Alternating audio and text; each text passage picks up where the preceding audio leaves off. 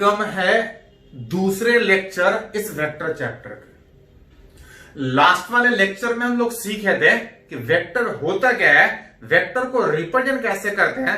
साथ में यह भी सीखे थे कि वो जो वेक्टर था वो अलग अलग कंडीशन में बिहेव कैसा करेगा, उसको रिप्रेजेंट कैसे करेगा। विच वेक्टर का कुछ प्रॉपर्टीज सीखे थे, unit vector, zero vector, null vector, साथ साथ कुछ अलग अलग तरह का वेक्टर जो डिफिनेशन में यूज हम लोग किया था। अभी तक ये सीखे कि वेक्टर होता क्या है। What is vector? वेक्टर एक वेक्टर मतलब एक फिजिकल क्वांटिटी जिसको बताने के लिए मैग्नीट्यूड भी चाहिए, साथ में डायरेक्शन भी चाहिए, और वो नॉर्मल तरीके से ऐड होने के बजाय एक अलग वेक्टर तरीके से ऐड हो रहा था। तो जो वेक्टर अलग तरीके से ऐड होने का बात जो उठ रहा था, उसी के बारे में सीखेंगे कि आखिर वेक्टर किस तरह से जुड़ेगा, विच आज का हेडिंग है वेक्टर एडिशन। वेक्टर के अगर जोड़ने का बात करें तो कुछ रूल डिफाइन है, कुछ लॉ डिफाइन है, जिसके हिसाब से आप वेक्टर को जोड़ सकते हैं। विच लॉ ऑफ वेक्टर, कुछ अलग अलग लॉ है जिसके हेल्प से आप वेक्टर जोड़ सकते हैं। वेक्टर को जोड़ने का 3 रूल है। एक को बोलते हैं लॉ ऑफ ट्रायंगल, एक को बोलते हैं लॉ ऑफ पैरेललोग्राम, एक को बोलते हैं लॉ ऑफ पॉलीगन। एक करके सारा रूल हम लोग सीखेंगे वेक्टर के ऐड करने का। जिसमें सबसे पहला अगर रूल का बात करें, सबसे पहले रूल जिसके हिसाब से हम वेक्टर को जोड़ सकते हैं, दैट इज कॉल्ड, इसको बोलते हैं law of vector, law of triangle. Triangle method से, ट्रायंगल के हेल्प से आप चाहें तो 2 वेक्टर को जोड़ सकते हैं। And according to law of triangle, जिस 2 वेक्टर को जोड़ना चाह रहे हैं, क्या थोड़ा सा सीखे हैं कि वेक्टर को एक स्ट्रेट लाइन से दिखाता है, एक स्केल के हिसाब से दिखाते हैं। इस लाइन का जो लेंथ होता है उस वेक्टर का वैल्यू कहलाता है। मान ले रहे हैं इस तरह से ए और बी 2 वेक्टर कहीं है, इस दोनों को ऐड करना चाह रहे हैं। वेक्टर सिंपल तरीके से ऐड होने के बजाय अलग रूल से ऐड होगा।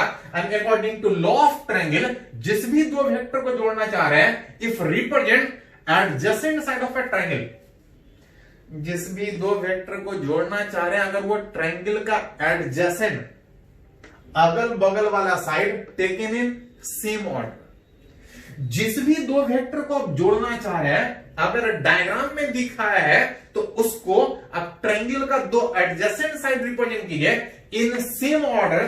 सेम ऑर्डर का मतलब होता है लगातार। लगातार का मतलब कि जैसे अगर ये वेक्टर ए है, इसको जो बी के साथ जोड़ना चाह रहे हैं, पढ़े हैं कि वेक्टर को पैरेलली डिस्प्लेस करेंगे तो वेक्टर नहीं चेंज करेगा।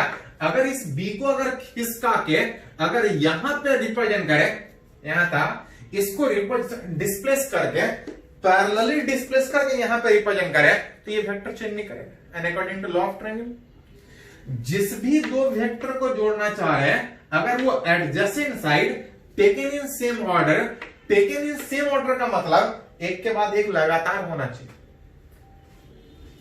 जिस 2 को जोड़ना चाह रहे हैं एक के बाद एक लगातार एक ही ऑर्डर में हो, तो ट्रायंगल का जो तीसरा साइड होगा, ट्रायंगल का जो तीसरा साइड होगा, according to law of triangle, जिस 2 वेक्टर को जोड़ना चाह रहे हैं अगर वो ट्रायंगल का अगल बगल साइड दिखा रहा है, तो जो ट्रायंगल का तीसरा साइड होगा, देन दे आर रिजल्टेंट।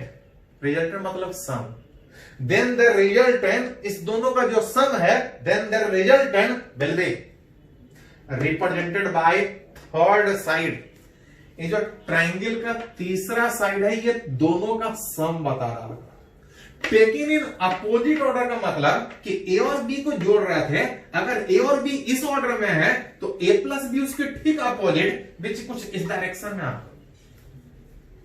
कहने का मतलब कि अगर ए इतना बड़ा और इस डायरेक्शन में है, बी इतना बड़ा और अगर इस डायरेक्शन में है, इस दोनों को जोड़ेंगे तो ये तीसरा वाला वेक्टर हमको मिलेगा, इस ए और बी का सम, जो इतना बड़ा होगा इस डायरेक्शन में। याद कीजिए, पढ़े हैं कि वेक्टर को रिप्रेजेंट करते हैं एक लाइन से विथ अ चूजन स्केल, जहां पे जो लाइन का लेंथ था उस वेक्टर का वैल्यू था। ट्रायंगल का तीसरा साइड दोनों का सम बताने का मतलब कि जितना इस लाइन का लेंथ होगा वही बताएगा कि वेक्टर के जोड़ने के बाद हमको कितना मिले।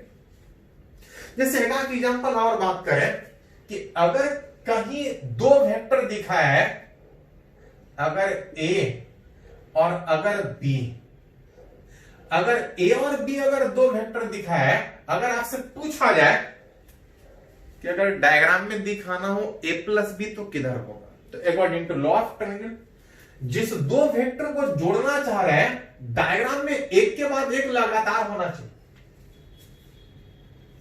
लगातार ट्रायंगल का एडजेसेंट साइड दिखाना चाहिए। अब चाहे तो यहां से ट्रायंगल बना सकते हैं, लेकिन ये लगातार नहीं है।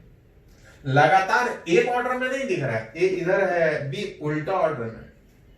जिस दो वेक्टर को आप जोड़ना चाह रहे हैं लॉ ऑफ ट्रायंगल से ट्रायंगल का एडजेसेंट साइड लेकिन लगातार एक ही ऑर्डर में होना चाहिए। अगर एक को रहने दे, ऐसा रहेगा तो ट्रायंगल से हम जोड़ नहीं पाएंगे। अगर इसको डिस्प्लेस करके इधर लेके जाए तो जो सोच रहे थे कि ट्रायंगल का तीसरा साइड ये ए प्लस बी बताएगा, वो ए प्लस बी बताने के बजाय बी को खिसका के आके लेके जाएंगे, तो ये ट्रायंगल का एडजेसेंट साइड जब बनेगा तो ये जो ट्रायंगल का जो तीसरा साइड होगा ये ए प्लस बी बताएगा। ए प्लस बी ये बताने का मतलब इतना उस ए प्लस बी का वैल्यू होगा। विजिट ए इधर है, मतलब जितना इस लाइन का लेंथ होगा वही इसका वैल्यू होगा। ये जितना इसका वैल्यू होगा वो उस लाइन का लेंथ होगा। जितना इस बी वेक्टर वाले का वैल्यू होगा वो इस लाइन का लेंथ होगा। और अगर ट्रायंगल में अगर लगातार इस तरह से है तो ट्रायंगल का तीसरा साइड अपोजिट ऑर्डर में ये बताएगा ए प्लस बी। ये बताएगा ए प्लस बी का मतलब कि जितना इस लाइन का लेंथ होगा वही इस ए प्लस बी का वैल्यू होगा। और साथ में डायरेक्शन, तो ए इधर था, बी इधर था, ए प्लस बी कुछ इस तरह से डायरेक्शन आगे बढ़े। कहीं भी अगर ए और बी अगर वेक्टर दिखाया है, जैसे मान लेते हैं अगर पहले से ट्रायंगल बना है, ए इधर है अब बी इधर है,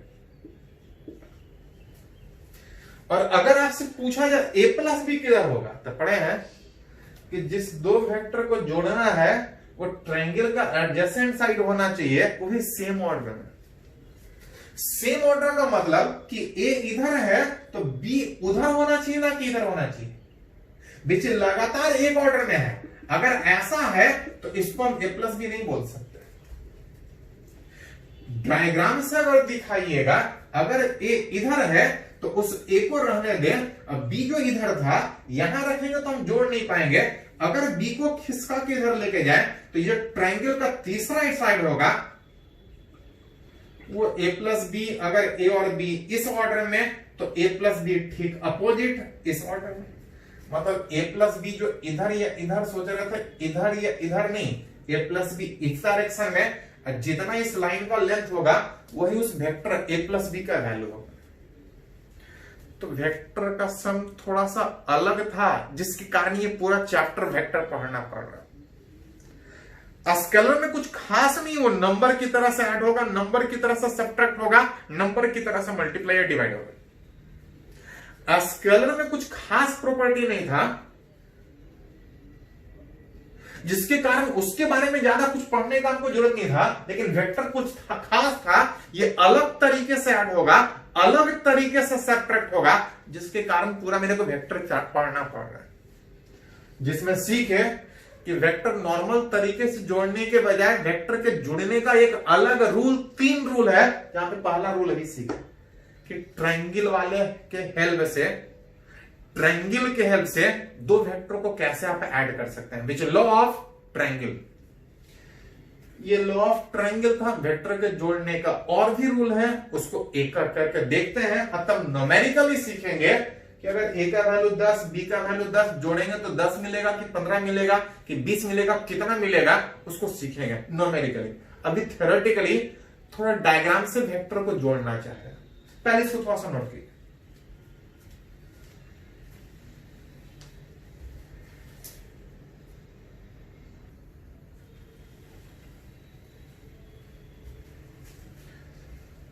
तो बात कर रहे हैं वेक्टर के ऐड करने का रूल, जिसमें सीखे कि अगर कहीं डायग्राम में अगर वेक्टर ए और बी दिखाया है तो उसको ट्रायंगल के हेल्प से उस दोनों का सम बता सकते हैं किधर और कितना होगा।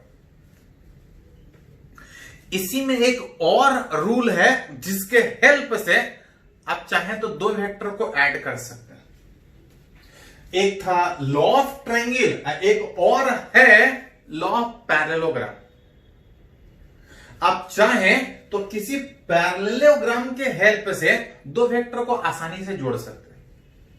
कैसे, देखिए पास बोल रहा है according to law of parallelogram, जिस भी दो वेक्टर को जोड़ना चाह रहे हैं represent two adjacent side of a parallelogram. जिस भी दो वेक्टर को जोड़ना चाह रहे हैं, अगर कहीं डायग्राम में अगर किसी पैरेललोग्राम का अगर adjacent side taken away from same point, किसी पैरेललोग्राम में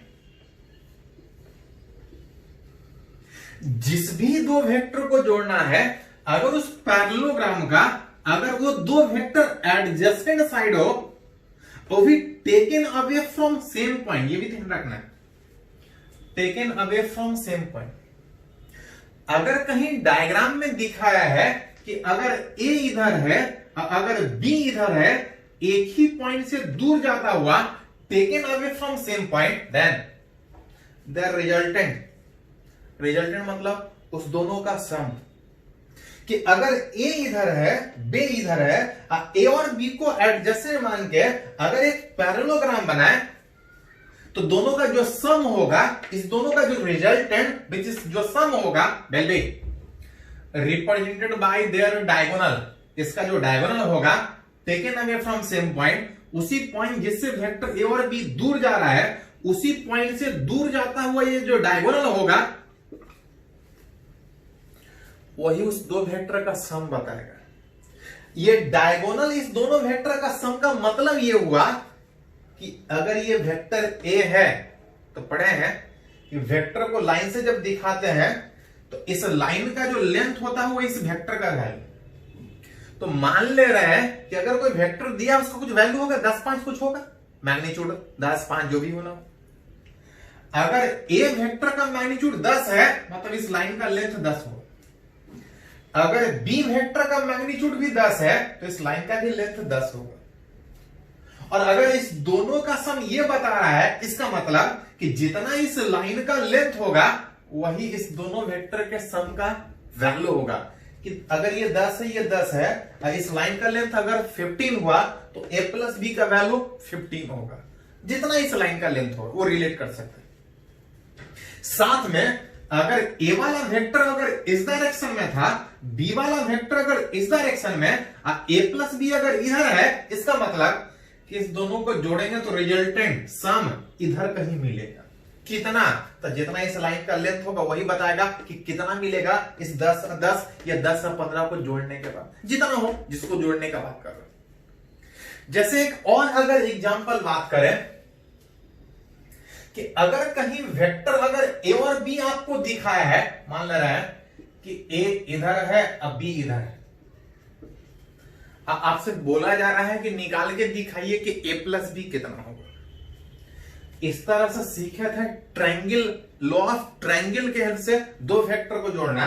आप चाहे तो पैरेललोग्राम के लॉ से जोड़ सकते हैं। जिस भी दो वेक्टर को जोड़ना चाह रहे हैं अगर वो एडजेसेंट साइड किसी पैरेललोग्राम का, इसका मतलब कि इस दोनों के हेल्प से पैरेललोग्राम बनाने का कोशिश कीजिए।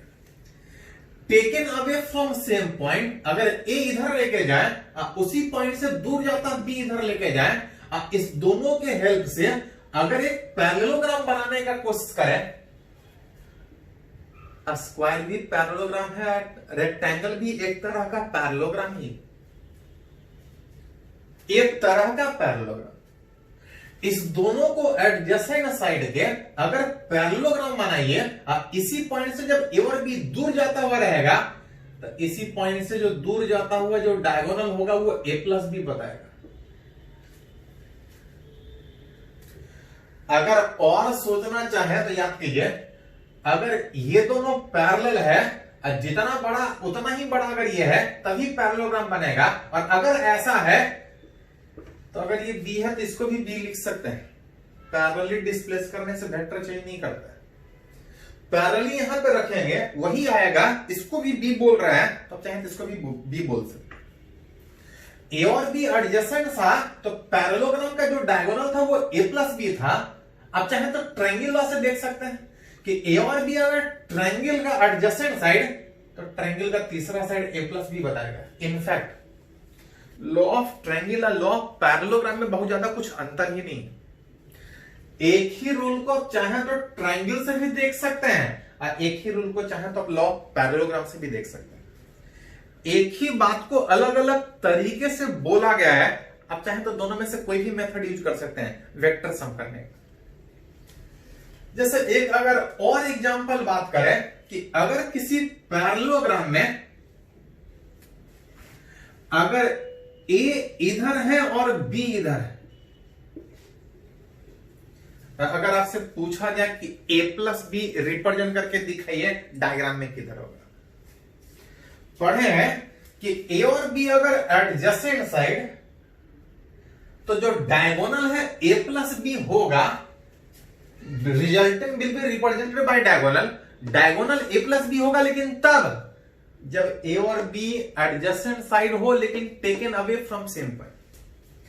किसी पैरेललोग्राम का ए और बी एडजेसेंट होना चाहिए लेकिन इतना काफी नहीं है, it should be taken away from same point. एक ही पॉइंट से दूर जाता हुआ होना चाहिए।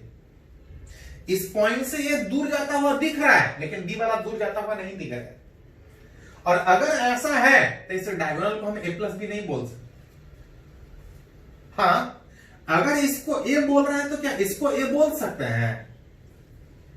तो पैरेललोग्राम में ये इक्वल और पैरेलल होता है। इसको अगर ए बोल रहे हैं, ये पैरेलल है तो इसको भी ए बोल सकते हैं।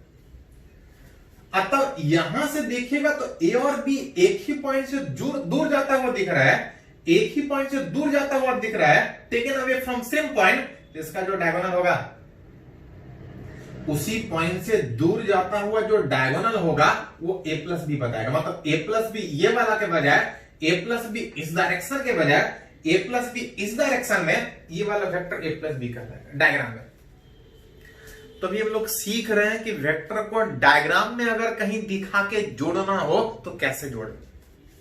न्यूमेरिकली भी सीखेंगे कि अगर इसका 10 है इसका 15 है तो इस दोनों का जो सम ये बता रहा है, इस लाइन का लेंथ कितना होगा, जोड़ेंगे तो वेक्टर का वैल्यू कितना होगा। न्यूमेरिकली भी बात करेंगे, अभी थोड़ा थ्योरेटिकली बात कर रहे हैं। चलिए इसको लिखे तो एक और लॉ है, law polygon of vector addition. जहां पे तीसरे मेथड से वेक्टर को जोड़ने का सीखेंगे। इसको थोड़ा सा पहले लिख लीजिए।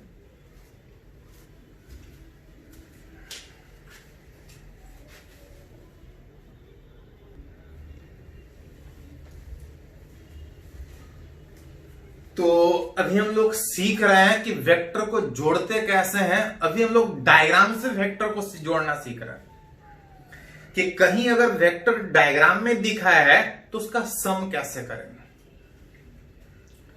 दो मेथड सीखे वेक्टर के जोड़ने का, एक था लॉ ऑफ ट्रायंगल, एक था लॉ ऑफ पैरेललोग्राम, लेकिन दोनों में दो ही वेक्टर को एक साथ जोड़ पा रहे थे।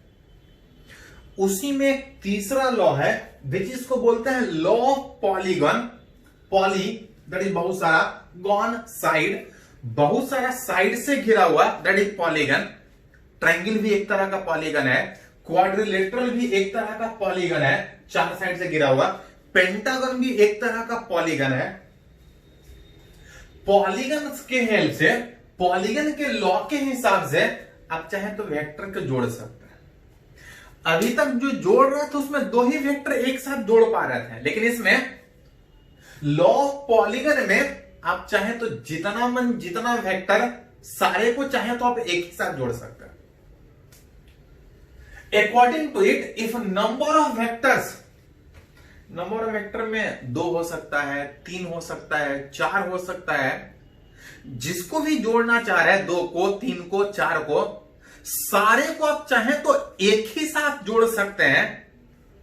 इफ नंबर ऑफ वेक्टर जिसको जोड़ना चाह रहे हैं represent adjacent side of an open polygon.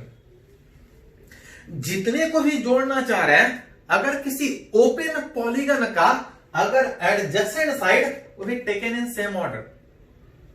जैसे मान ले रहे हैं कि अगर ए वेक्टर कहीं इधर दिखाया है, अगर बी वेक्टर कहीं इधर दिखाया है, सी वेक्टर कहीं इधर दिखा है, जितना भी वेक्टर जोड़ना चाह रहे हैं, अगर एक के बाद एक अगर एडजेसेंट साइड किसी ओपन पॉलीगन का क्लोज नहीं होना चाहिए।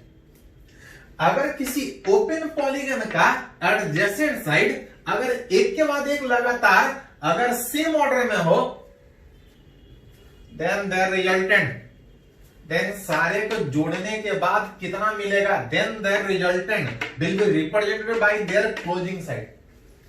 ये जो क्लोज करने वाला साइड है, जो सारा मिलके ओपन था, क्लोज नहीं हो रहा था, ये जो क्लोजिंग साइड होगा वो सारे वेक्टर का जो सम था, सारे जिसको जोड़ना चाह रहे हैं, एक के बाद एक जो लगातार था, टेकन इन सेम ऑर्डर, सारे का जो रिजल्टेंट है will be represented by their closing side taken in opposite order.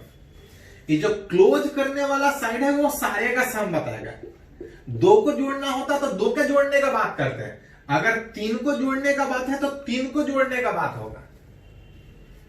अगर ए और बी अगर दो ही रहता तो ये वाला जो क्लोजिंग साइड होता वो ए प्लस बी बताता। अगर तीनों लगातार है तो ये जो क्लोजिंग साइड होगा वो ए प्लस बी प्लस सी तीनों का सम बताएगा।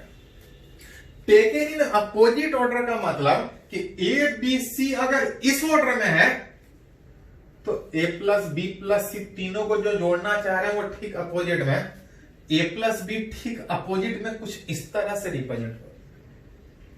मतलब मन करे तो दो वेक्टर को एक साथ जोड़ सकते हैं, मन करे तो तीन वेक्टर को एक साथ जोड़ सकते हैं, मन करे तो एक आध वेक्टर और लगातार हो, या जितना भी वेक्टर है एक के बाद एक लगातार डायग्राम में दिखाइए ओपन पॉलीगन का एडजेसेंट साइड, तो जो क्लोज करने वाला साइड है वो सारे वेक्टर का सम आपको बताएगा। जैसे एक और एग्जांपल अगर बात करें, मान ले रहे हैं कहीं डायग्राम में दिखाया है कि ए वेक्टर इधर है, बी वेक्टर इधर है, सी वेक्टर इधर है और डी वेक्टर इधर है।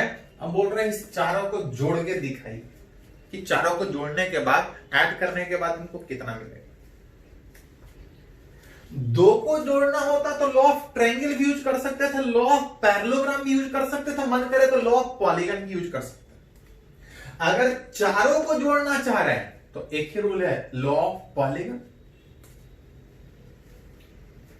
जिस चारों को जोड़ना चाह रहे हैं, अगर डायग्राम में एक के बाद एक अगर एडजेसेंट साइड पॉलीगन का दिखाया हो, अभी एडजेसेंट नहीं है तो एडजेसेंट बना सकते हैं। ए इधर था, ए को अगर रहने दें, बी ऊपर है तो दिखाइए बी ऊपर, अगर बना है तो बने रहने दीजिए, नहीं है तो बनाइए पॉलीगन। ए इधर है, पैरेलल कहीं भी शिफ्ट कर सकता है, बी यहां पे, सी इस डायरेक्शन में था, डी एक के बाद एक अगर दिखाएंगे तो इधर जाएगा।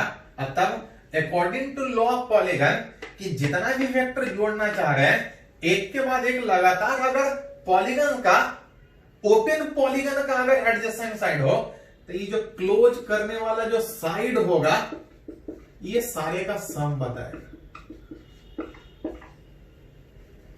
ये चारों का सम बता रहा हूं। जो रिजल्टेंट था अपोजिट ऑर्डर का मतलब कि ए बी सी डी अगर इस ऑर्डर में तो A plus B plus C plus D ठीक उसके अपोजिट कहीं इस डायरेक्शन में चारों का सम आपका। तो इस मेथड से आप चाहें तो जितना मन जितना वेक्टर जोड़ सकते हैं। इसी में एक पॉइंट है, जैसे हम लोग बात कर रहे थे कि जितना भी वेक्टर है वो एडजेसेंट होना चाहिए, एक के बाद एक लगातार होना चाहिए, ओपन होना चाहिए पॉलीगन।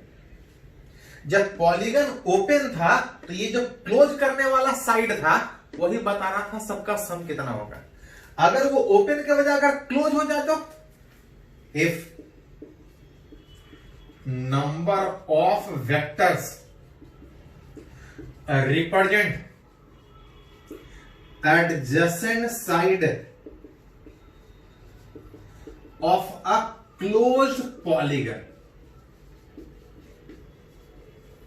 अभी बात उठा था कि सब मिलके जब ओपन था तो ये जो क्लोज करने वाला साइड था वही बता रहा था सबको जोड़ने के बाद हमको कितना मिलेगा।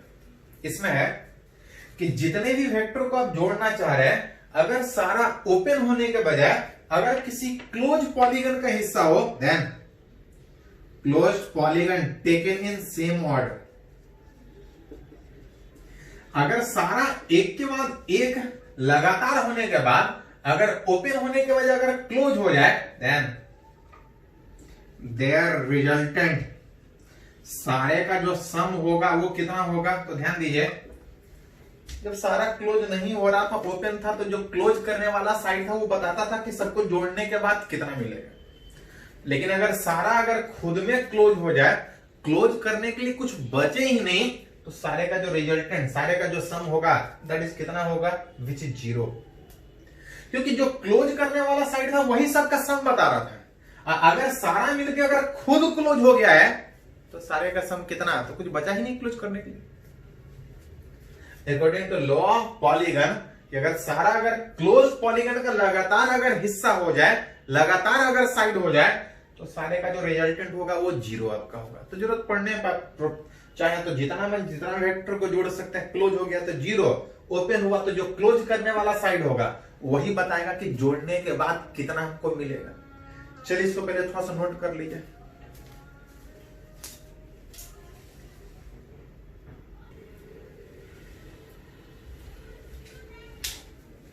तो अभी हम लोग जोड़ना सीखे वेक्टर को डायग्राम से हिसाब से कैसे जोड़ते हैं।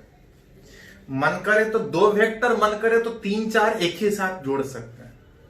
3 लॉ था, law of triangle, law of parallelogram, law of polygon of vector addition. अभी तक जितना भी वेक्टर का जोड़ने का जो रूल सीखे वो सब में डायग्राम के हिसाब से जोड़ना सीखने का बात हो रहा था। न्यूमेरिकली बात करेंगे उससे पहले एक दो एग्जाम्पल कंसीडर करते हैं कि डायग्राम में अगर कहीं जोड़ना हो क्वेश्चन किस तरह से आ सकता है। जैसे एक क्वेश्चन है जो आईआईटी एडवांस में पूछा हुआ,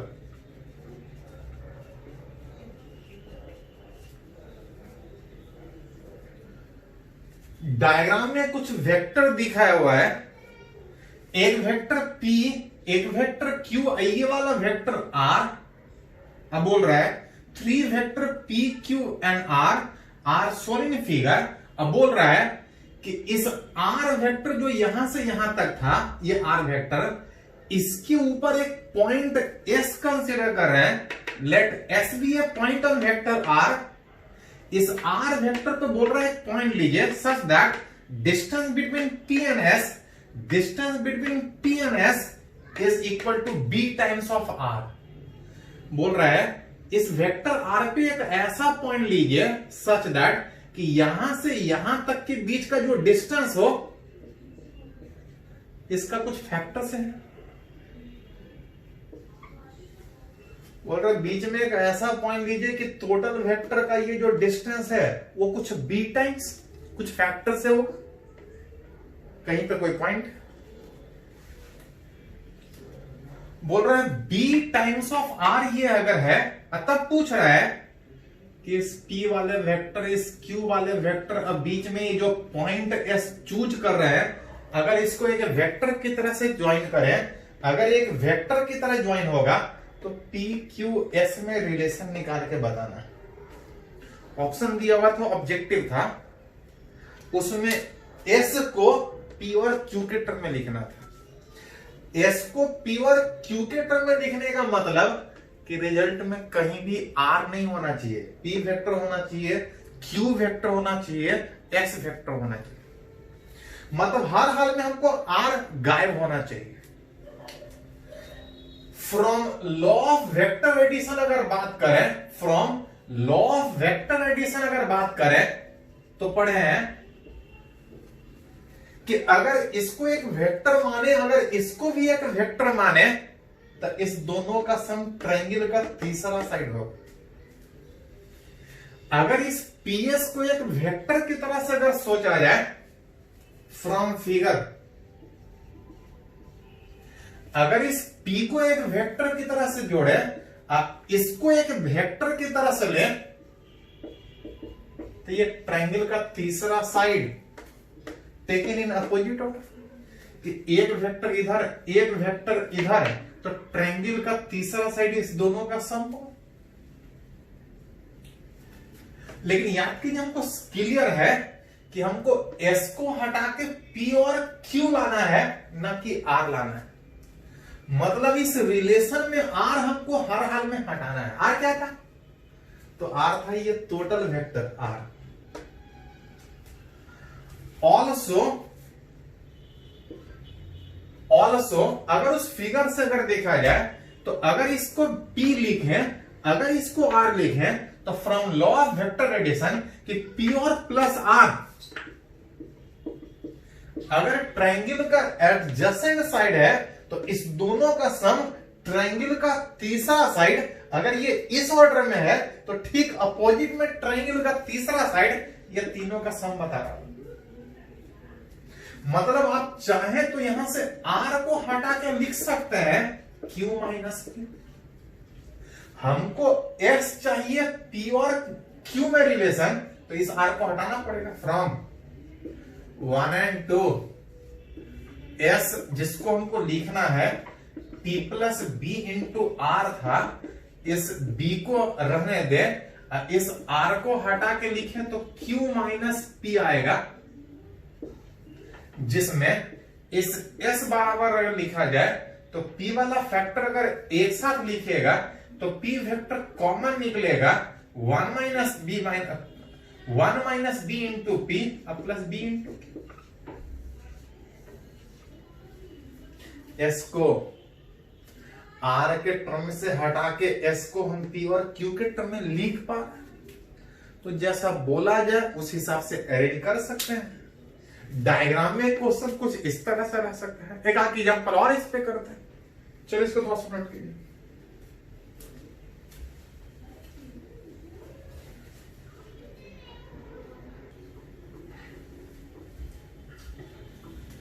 तो हम लोग बात कर रहे थे कि डायग्राम से हेल्प से वेक्टर को कैसे जोड़ें।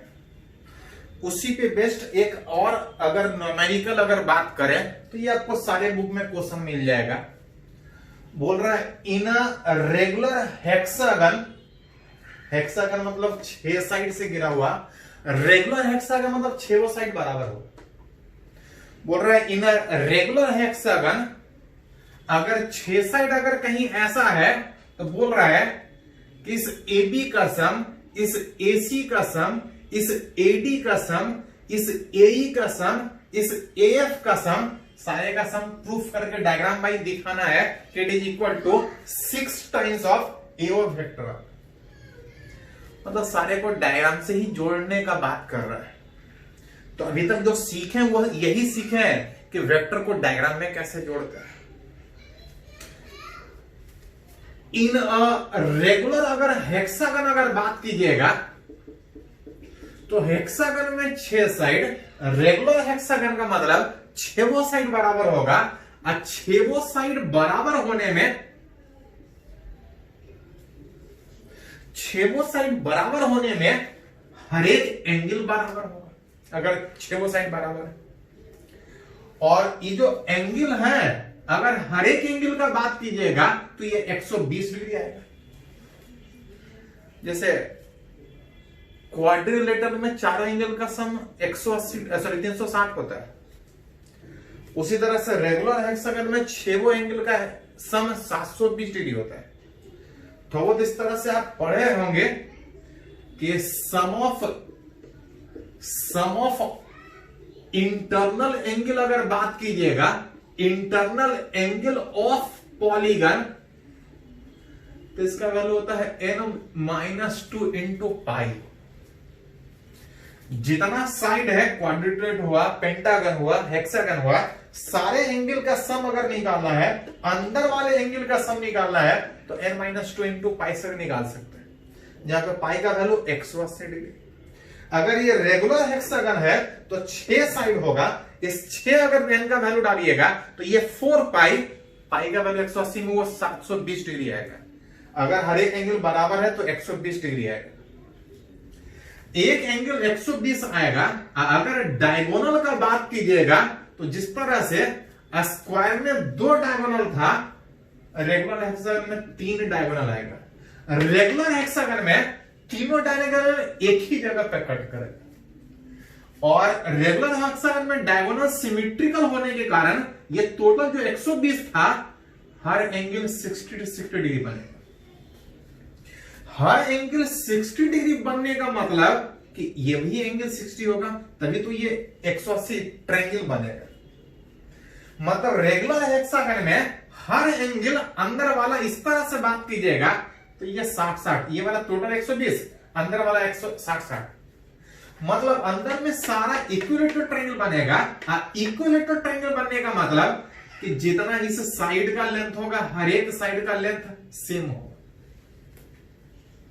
जिसको अगर वेक्टर में समझना चाहे, इसको अगर A B C D E F लिखे तो याद कीजिए भाषा कि रेगुलर हेक्सागन में हर साइड बराबर है। आमने सामने वाला बराबर होने में अगर आप इसको ए बी वेक्टर लिखिएगा इधर, अगर उसी तरह से इसमें डालिएगा तो वो ईडी वेक्टर आएगा। अगर एरो गलती से उल्टा डालिएगा तो वो माइनस डी वेक्टर आएगा। सेम मैग्नीट्यूड अगर एरो उल्टा डायरेक्शन उल्टा कीजिएगा तो वो नेगेटिव आ जाएगा। Equal magnitude opposite direction. BC vector का बात कीजिएगा तो अगर सामने वाला से रिप्रेजेंट कीजिएगा तो अगर उसी डायरेक्शन में अगर बीसी को दिखाइएगा तो पैरेलल होने में एफ ई अगर ठीक उल्टा दिखाते हैं तो ये जैसे ये दोनों पैरेलल था, हेक्सागन में ये दोनों पैरेलल। अगर सेम डायरेक्शन में दिखाइएगा तो सेम होगा, अपोजिट में दिखाइएगा तो नेगेटिव वेक्टर होगा। उसी तरह से ये दोनों आमने सामने होगा। ये दोनों आमने सामने में अगर वेक्टर CD दिखाइएगा तो CD बराबर AF वेक्टर आएगा। उल्टा दिखाइएगा तो माइनस F है। अगर डायग्राम में सोचते हैं तो जितना ये उतना ही ये में ये उसका डबल था, ये जितना ये उतना इसका डबल था।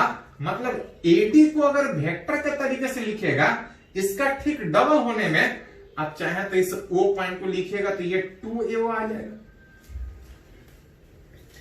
जितना ये है उसका ठीक डबल, मतलब AD वेक्टर को लिखिएगा तो 2 टाइम्स ऑफ AO वेक्टर होगा।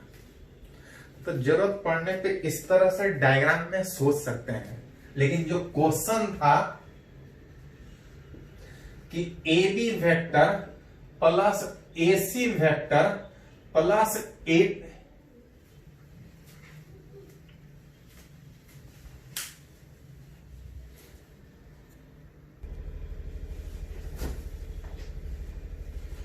जो क्वेश्चन था कि AB plus AC plus AD plus AE plus AF सारे का वेक्टर को हटा के हमको इस AO के टर्म में लिखना है। मतलब कोशिश ये करना है कि बाकी सब हट जाए और AO बच जाए। गौर से देखें तो AD को आप सीधा हटा के AO के टर्म में डाल सकते हैं। मतलब सारे को हटा के अगर AO लाना है तो कोशिश करना है कि हमको AD आ जाए। AD आ जाएगा तो हम आसानी से हटा के हम AO लेके आ सकते हैं। तो कोशिश ये करना है कि सबको हटा के AD लेके आए कि अपने आप में वो AO में कन्वर्ट हो जाए। अगर गौर से देखिएगा तो देखिए थोड़ा सा, अगर हम AC vector plus CD vector अगर जोड़ दें, अगर ये AC वेक्टर अगर ये CD वेक्टर जोड़ दें तो ये AB वेक्टर आ जाएगा। मतलब अगर थोड़ा सा अरेंज करें इसको, AC को और इसको CD को एक साथ, तो AC को और CD तो है ही नहीं। लेकिन अगर गौर से देखें तो अगर पहले लिखे थे CD, ये और ये बराबर था AF, ये जो AF वेक्टर था और CD वेक्टर बराबर था, मतलब आप चाहे तो AF को CD लिख सकते हैं, तो इसको थोड़ा सा अरेंज कीजिएगा तो AC अब प्लस इस AF को एक साथ लेके आ सकते हैं। और जब AF को एक साथ लेके आइएगा तो इस AF को हटा के CD लिख सकते हैं। कोशिश ये होना चाहिए कि हर हाल में मेरे को AD वेक्टर आ जाए, क्योंकि AD को आसानी से हटा के AO के टर्म में लिख सकते हैं। तो ये आ गया AC अब plus CD that is equal to ये AD ट्रायंगल का तीसरा साइड आ जाए। लॉ ऑफ ट्रायंगल से AC vector plus CD vector ये ट्रायंगल का तीसरा side that is AD vector. तो AB को भी रहने दिए हैं, AC और AF एक साथ आ चुका है। AD तो डायरेक्ट AF के टर्म में आ जाएगा, AD तो डायरेक्ट AO के टर्म में आ जाएगा। और यहां जो बच रहा था, यहां जो बच रहा है वो AE वेक्टर। अभी खाली कुछ किए नहीं है, इस AF को साथ किए, जहां पे AF बराबर जरूरत पड़ने पे आप CD लिख सकते हैं। ये तो सीधा AO में कन्वर्ट हो जाएगा, ये सीधा AO में कन्वर्ट हो जाएगा। बच गया AE और AB। देखो थोड़ा सा कहां कहां AE मतलब ये वाला वेक्टर दिख रहा है, AE मतलब ये वाला वेक्टर दिख रहा है, और एक और बच रहा था AB वेक्टर। ध्यान दे थोड़ा सा, फ्रॉम लॉ ऑफ ट्रायंगल अगर इसको अगर एक वेक्टर की तरह से ले, इसको एक वेक्टर की तरह से ले, तो इसको जोड़ेंगे तो ये ट्रायंगल का तीसरा साइड AB वेक्टर आ जाएगा। लॉ ऑफ ट्रायंगल से AE को वेक्टर लिखे, ED को वेक्टर लिखे, तो इस दोनों का सम ट्रायंगल का तीसरा AD, जिसको जरूरत पड़ने पर हटा के AO लिख सकते हैं। मतलब इसको अगर थोड़ा सा और अरेंज करें तो AC अभी रहने देते हैं, कुछ नहीं करते हैं कि कोई कंफ्यूजन भी बचे, ऐसा लिख रहे थे प्लस AD, इसको हटा के जो AE वेक्टर था इसको अगर रहने दें, अब प्लस AE वेक्टर अब प्लस ED नहीं था हमारे पास, AB था, लेकिन थोड़ा देर पहले ही लिख के रखे थे कि AB और ED बराबर है।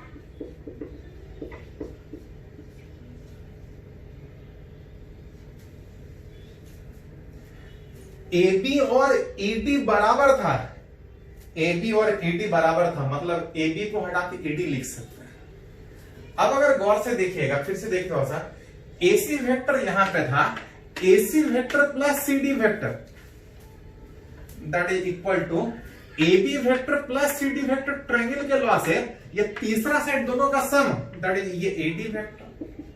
ये तो AD वेक्टर था ही था, AE vector plus ED vector दोनों का sum AD vector that equal to 3AD that equal to 6AY vector.